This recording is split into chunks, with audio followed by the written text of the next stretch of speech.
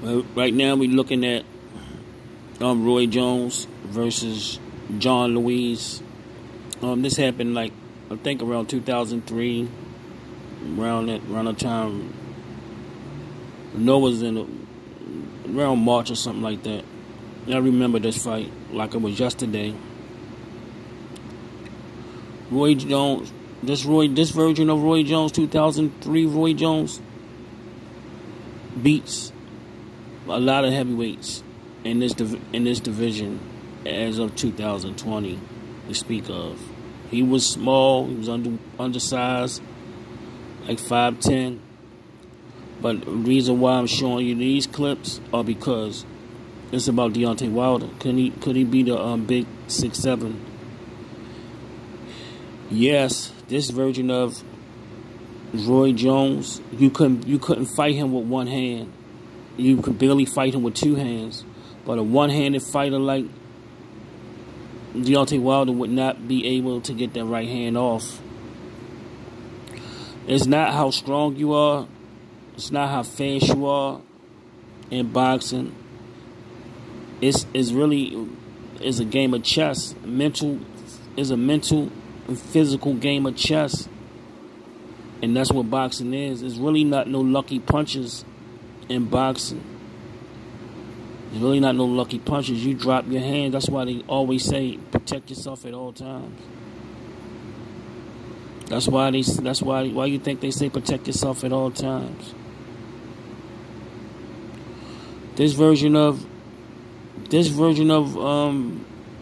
Roy Jones will pot shot Deontay Wilder all night long and keep him turning and keep him even keep him off balance most of the time.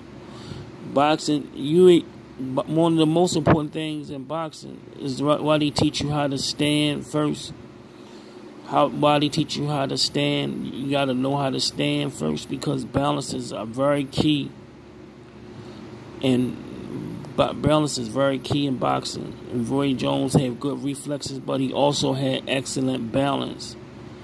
And I believe that his understanding of the fight game of hit and not get hit, you can't beat him. He would, as soon as Deontay Wilder throw his jab, he more likely he would get hit with 2 or 3 shots and get held or turned around out of position. Roy Jones would pivot him out, turn him into another position.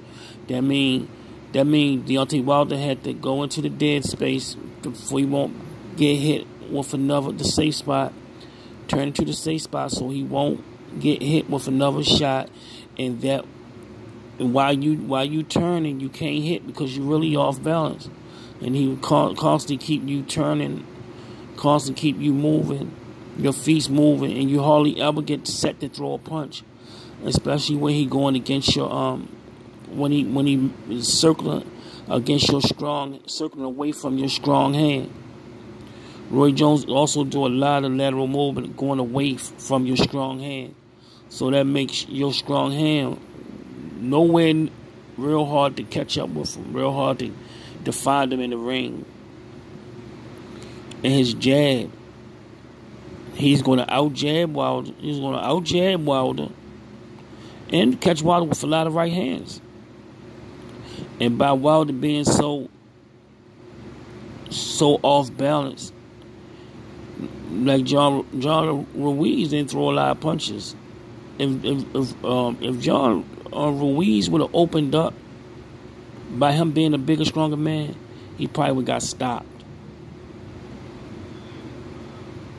By him not throwing a lot of punches, Roy wasn't able to hit him with a lot of combinations like he wanted to.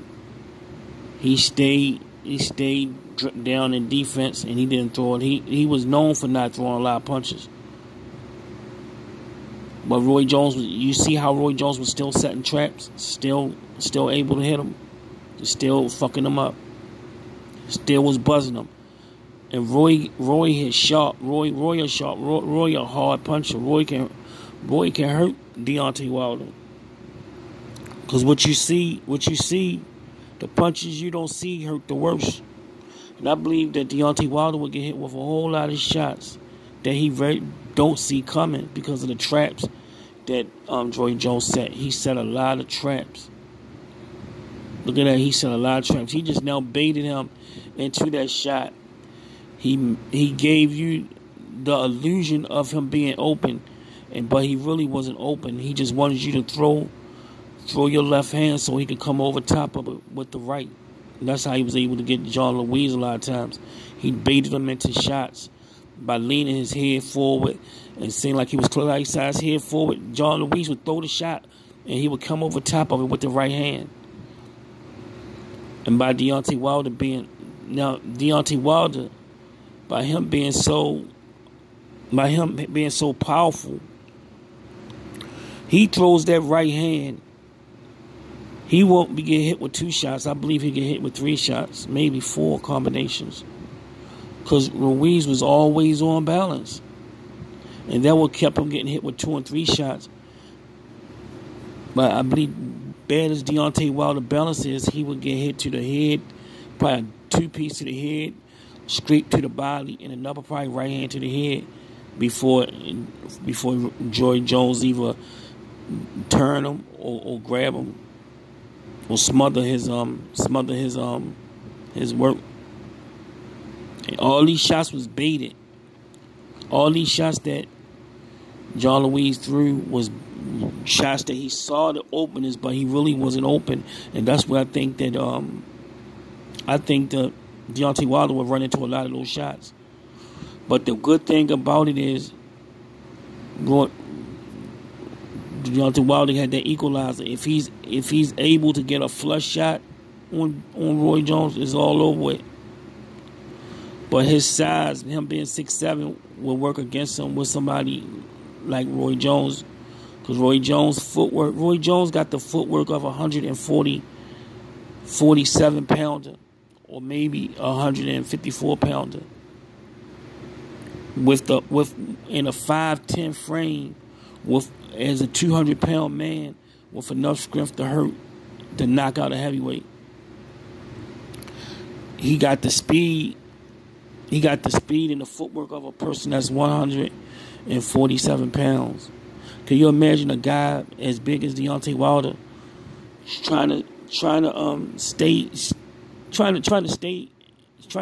in the middle of the ring with somebody that fast? Just think about it logically. He would see Deontay Wilder punch coming a mile away and would be able to set traps. Deontay Wilder would not be able to throw his jab because he's going to take it away from him. Every time he throw the jab, he's going to get counted. So why throw a punch where you're going to get counted?